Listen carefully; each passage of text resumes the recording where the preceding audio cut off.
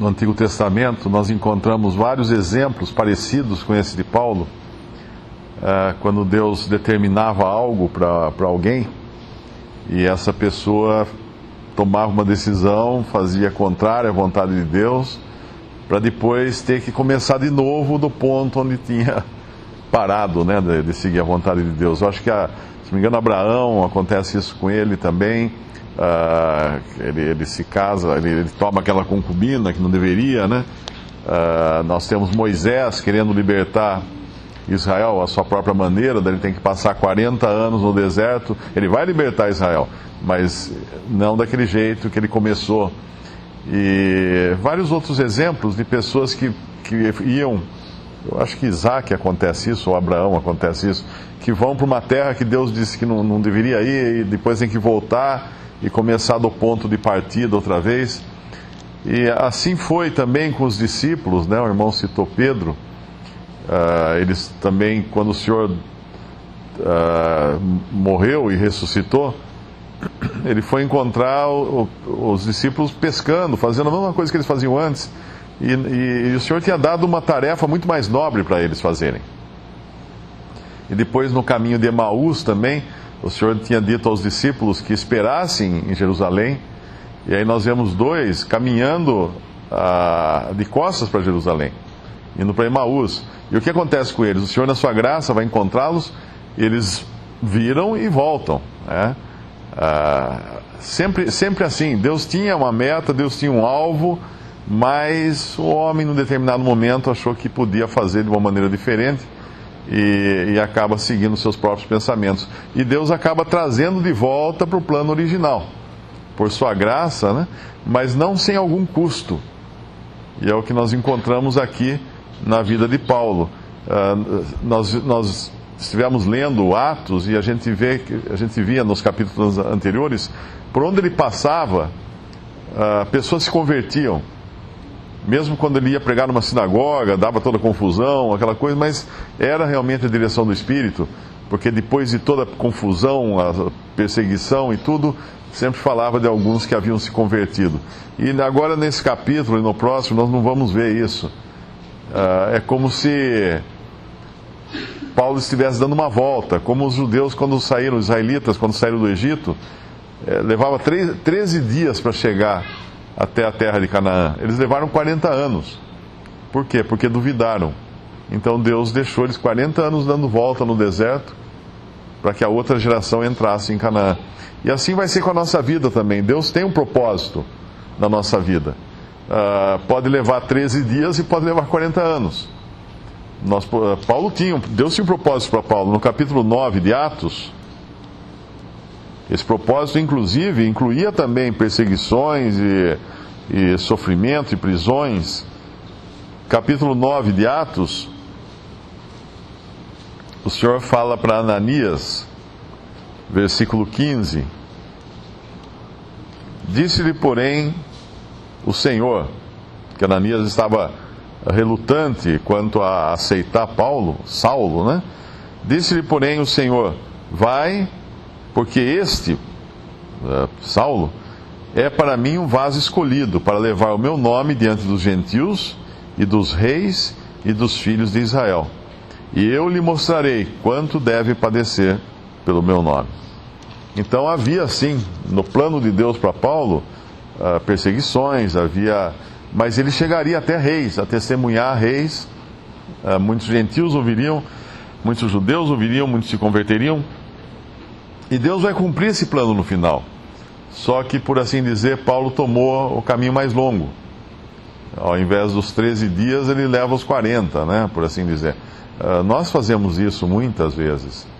Deus tem um propósito para nós e às vezes nós vamos chegar nesse propósito dando tantas voltas, segundo a nossa própria vontade, que a gente chega até cansado. E aqui vai acontecer isso com Paulo. Por mais que ele seja Paulo, né?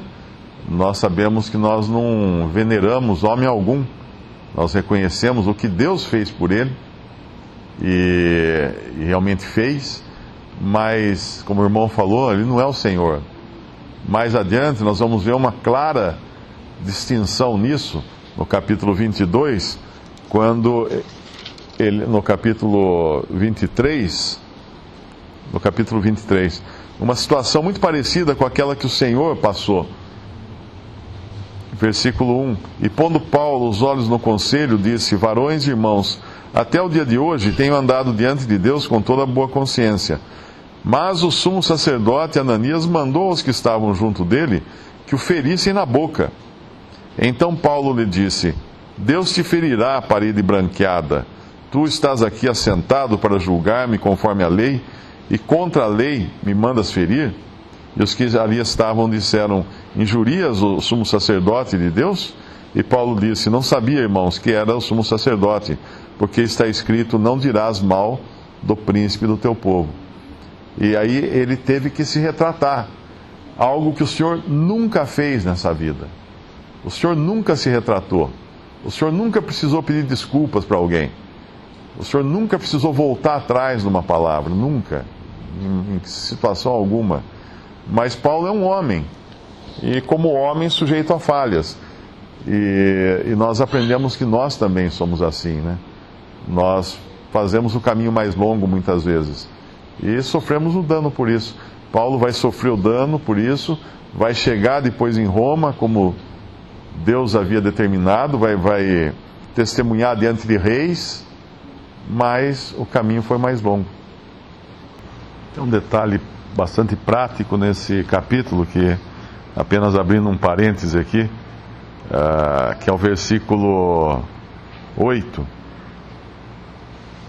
E no dia seguinte, partindo dali, Paulo e nós, que com ele estávamos, chegamos a Cesareia, e entrando em casa de Filipe, o evangelista, que era um dos 7, ficamos com ele. E tinha este 4 filhas donzelas que profetizavam.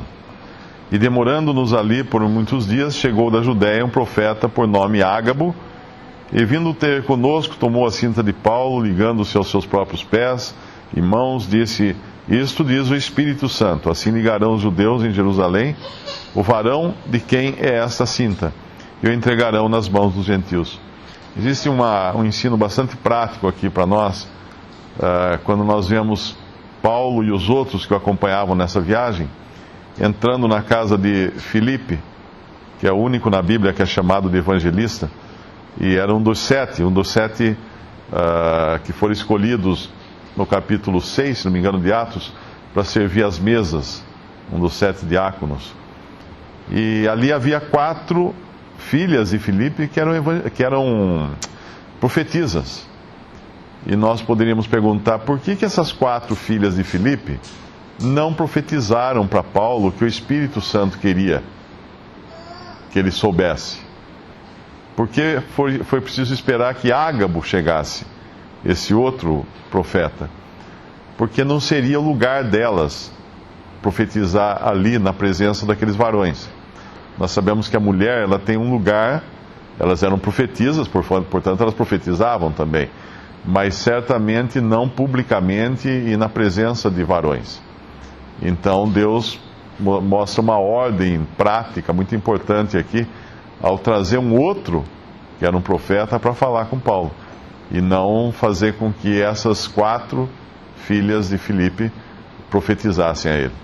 A mulher tem o seu ministério, tem o seu lugar importantíssimo, mas obviamente